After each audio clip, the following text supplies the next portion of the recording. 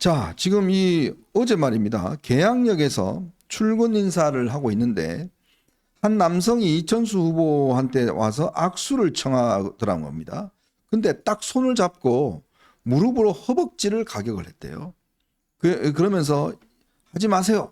이렇게 또 하면서 추가 가격을 시도를 했다고 합니다.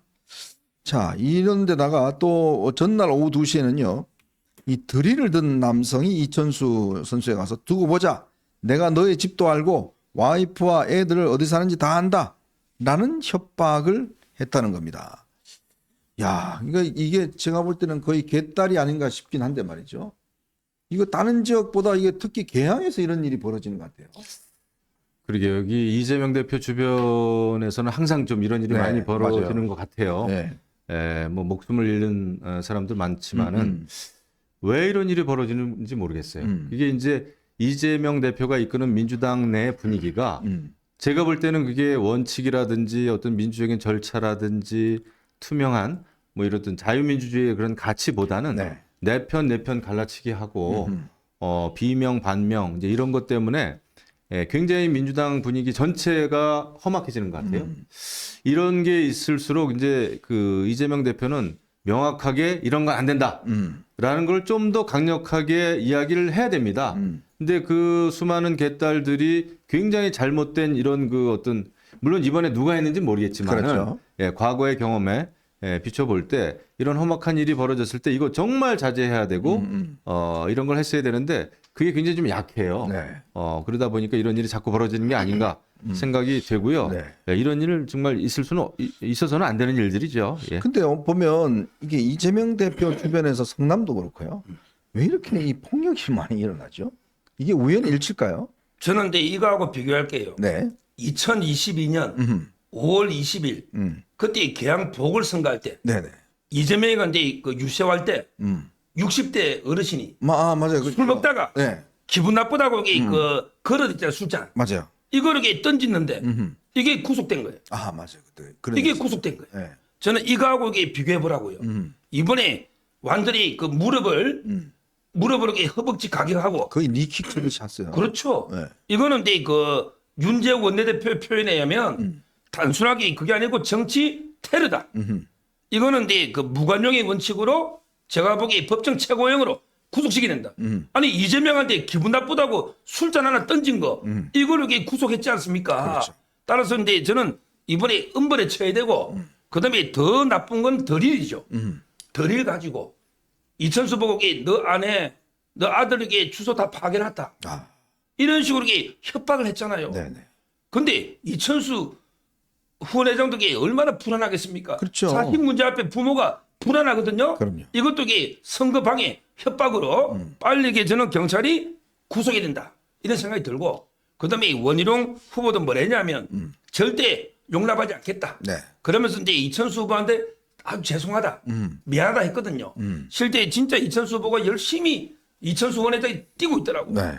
저는 이런 게 협박은 민주주의를 파괴하는 범죄로 일반 폭행협박과 달리 엄하게 처벌해야 된다 봅니다. 참 그러니까 저희가 뭐 어떤 명확한 근거는 제시할 수는 없습니다. 그런데 이재명 대표와 관련된 사건 또 이재명 대표 주변 보면 항상 이런 폭력적인 일들이 많이 벌어집니다. 왜 그럴까라는 것들을 아마 참 생각해 보면 이게 이제 이재명 대표 열성 지지자들로 추정이 되거든요.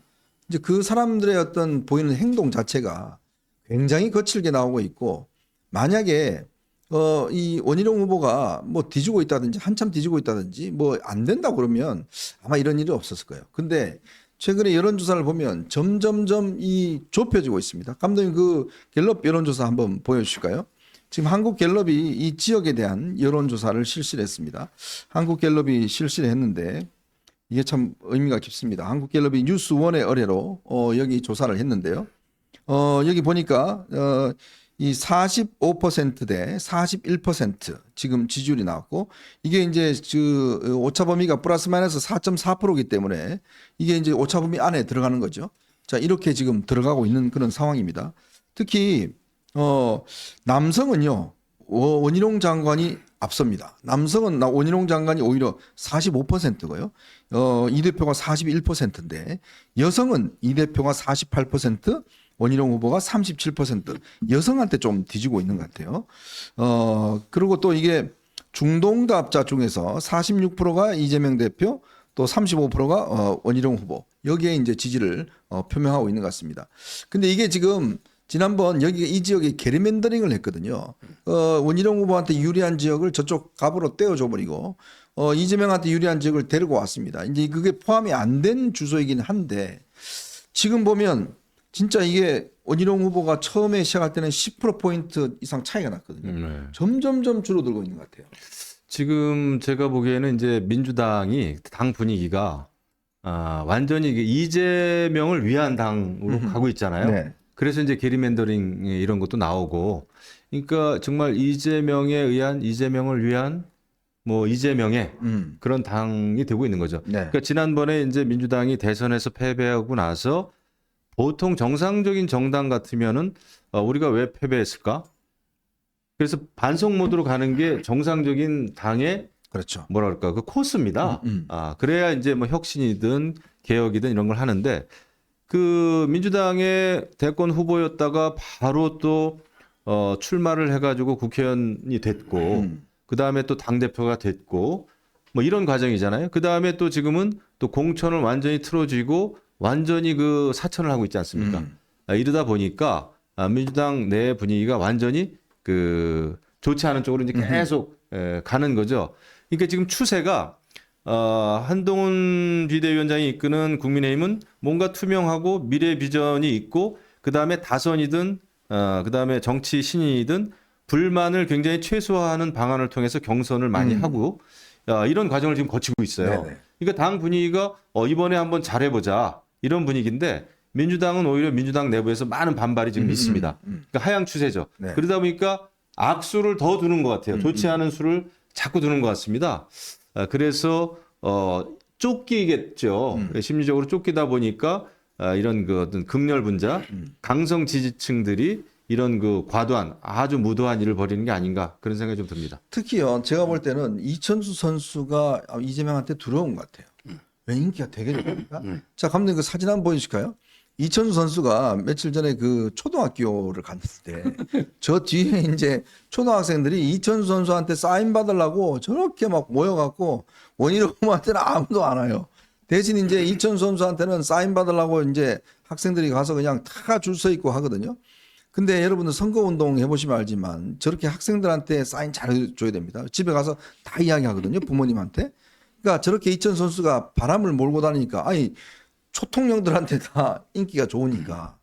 그러니까 제가 볼 때는 둘이 커플로 다니는 게 이재명 지지자들 입장에서 보면 굉장히 눈에 지금 거슬리고 있는 것 같아요. 저게 그 홍보에 저는 대박이라 봐요. 네네. 저 사진을 올렸잖아요. 보통 같으면 이게 부끄러워서 안 올리거든요. 근데 저 사진을 자랑스럽게 올린 게 홍보 대박이에요. 아, 이유가 뭐냐? 첫째는 이제 그 적을 보고요. 야, 원영이 좀 불쌍하다. 안 됐다게 우리가 좀 도와줘야 되겠다. 이런 게 여론이 많고요. 그다음에 두 번째는 저것 때문에 제가 오늘 방송 5개 했는데 네. 저게 방송마다 다 나와. 오, 아니 어떻게 원희룡 후보가 이게 방송에 홍보하기 어렵잖아 5번. 그렇죠. 모든 방송에 저 사진을 다루고 있어요. 그러면 이게 정치인은 부고 기사 빼면 다 홍보가 되는 거 아닙니까? 그렇죠. 그게 두 번째 도움 되고, 그다음에 세 번째 저 학생들 있죠. 저게 표입니다. 학생들이 투표권 없어도 진작에 가족 가가지고 이야기하면요, 오히려 이게 부모나 할머니 할아버지들이 움직이거든요. 저는 저 초등학생들이 야 도처에 가서 우리 오늘 이천수하고 원희룡 봤다. 이러면 이게 진짜 선거운동이 됩니다. 그렇죠. 저는 저 사진이 아주 대박이고 지금 이제 원희룡 후보가 외롭게 싸우는 게 아니다. 저는 우군이 4명 있다 봐요. 아, 첫째는 이제 한동훈, 한동훈 있고 그다음에 찾아갔던 인요한, 이뇨한 있고. 그다음에 이천수, 그다음에 그 옆에 지역 같은 지역이잖아. 네. 최원식 변호사. 네. 이분이 이재명하고 연수원 동기인데 이재명을 의식화시켰던 이런 분입니다. 네. 이런 분이 있기 때문에 원희룡은 외롭지 않다. 저는 이게 반드시 이길 거로 믿습니다. 제가요 이 지역을 좀 알고 있는 분한테 이야기를 들어보니까 요 계양 지역 옆이 부평입니다. 근데 지금 우리가 좀 전에 이야기했던 그 이 홍영표 의원 있잖아요. 그 지역이거든요. 네. 붙어 있어요. 근데 이게 여기가 대우자동차라든지 뭐 이렇게 같은 생활권입니다. 자, 그렇다 보니 이쪽에 지금 민심이 홍영표 의원이 사실 거기서 사선하고 하면서 굉장히 지역적으로 탄탄하게 다지고 그런 지지를 받는데 이번에 컷오프 시키면 지역 여론이 굉장히 안 좋아졌어요. 그렇죠. 그 영향이 개항까지 영향을 미치는 거예요. 그러니까 지금 이재명 대표가 착각하는 게 뭐냐면 홍영표가 옆에 있음으로 인해서 이제 붐업이 비슷하게 되는데 홍영표를 자름으로 인해서 그 부평에 있던 나쁜 어떤 이 여론이 이재명 대표한테도 직접 영향을 미칠 수가 있다는 거예요. 이제 거주하는 분들이 많으니까. 그러니까 지금 이게 잘못된 이 공천 때문에 피해를 입는 데다가 저렇게 이천수, 이뇨환, 뭐 한동훈 막 붐이라는데 본인은 지금 재판 가야 되잖아요. 그러니까 지역에서 또 2년밖에 안 됐으니까 한 일이 뭐 있냐. 그리고 이번에 대통령이 인천 가셔갖고 인천 관련된 여러 가지 공약을 많이 했습니다. 그리고 특히 이 지역에 지금 지하철역 있지 않습니까? 이게 지금 원희룡 후보가 지금 확실하게 해주겠다는 약속을 해버렸어요. 그러니까 제가 볼 때는 이 뭐 추정입니다만은 소위 개딸들이 이거 안 되겠다 이거 뭔가 이거 물리적으로라도 뭔가 이거 좀 해야 되는 거 아니냐. 저는 그런 어떤 분위기 속에서 이런 폭력 사태도 낫지 않나 싶어요. 그렇죠. 그 정말 하수 중에 하수죠. 예, 그렇게 해서는 안 되고 지난주인가요? 제가 이제 공천 받자마자 원희룡 선배가 저한테 전화를 주셨더라고요. 네네. 그래서 저는 정말 감동했습니다. 왜냐하면 제가 이제 평소에 원희룡 선배님 너무 잘 알고 네. 뭐 제주도에 계실 때도 제가 많이 찾아가서 뭐 얘기도 많이 하고 이제 그런 관계예요. 근데 사실 본인도 후보의 입장이고 굉장히 어려운 상황인데도 저한테 전화 줘가지고 야 영호야 거기 어떠냐 상황 어떠냐 이러면서 쭉 물어보더라고요. 저도 이제 뭐 느끼는 바를 얘기했지만은 그러니까 원희룡이라고 하는 그 어떤 정치인의 인품이라 그럴까요? 아하. 난 그거를 좀 알 수 있는 거죠. 아까 말씀하셨지만은 우리 서 변호사께서 보통 정치인들은 저렇게 자기가 소외되어 있는 그 사진 절대 어디 올리지 못합니다. 네. 예. 근데 이게 단순히 뭐 어떤 기획적으로 전략적으로 선거에 도움이 어떤 식으로 될지 모르지만은 지금 그 정도로 이제 원희룡 후보가 어떤 뭐라 그럴까요? 좀 크게 보는 거죠. 이재명 그쪽하고는 완전히 다른 겁니다. 거기는 쫓기는 입장이고 뭐 되든 안 되든 너무 험악한 일 벌여가면서 이렇게 하는데 역시 정상적이고 네. 굉장히 어떤 그 선거를 잘하시네요. 저는 사실 저거를 원희룡 캠프에서 올렸다는 걸 지금 처음 알았어요. 대단하네요. 네. 예. 자, 조금 전에 속보가 하나 들어왔습니다. 지금 우리가 있던 폭력 혐의자 이 두 사람들을 가해자를 경찰이 찾았다고 합니다. 60대, 70대 남성이고 곧 소환을 할 예정이다. 일단 경찰이 요즘 참 빨리 움직이는 것 같아요. 예. 그럼요. 지금 이제 인천을요. 지금 여기 13개 지역 중에 우리가 2명이거든요. 그렇죠. 이번에 한 명 늘어가 14개예요. 근데 저는 이번에 대인천 상륙 작전이 성공한 것 같아요. 네.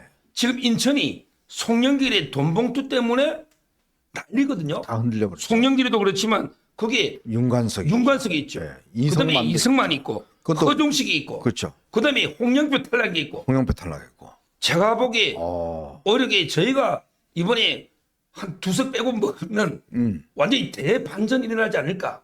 인천도 하나의 선거구잖아요. 그렇죠. 그럼 이게 그 바람에 저는 선봉에 바로 원희룡. 그럼 이게 이재명 잡고. 그다음에 우리 무소속으로 당선됐지만 윤상현 의원 네. 있고요. 나머지도 이번에 배준영 일을 있고. 가는 뭐 훌륭한 분들이 너무 많아요. 네. 따라서 저는 인천이 하나의 선거구로 분위기 바람이 흔들리기 때문에 이재명이가 과연 살아남을 수 있을까 이런 생각이 들고 아까 제가 여기 잘하는 사람 있잖아요. 한동훈, 인요한, 이천수 네. 그다음에 최원식 이렇게 들었다면 또 이게 시합을 치면 자살골 넣는 사람도 있잖아요. 아하, 누굽니까? 자살골.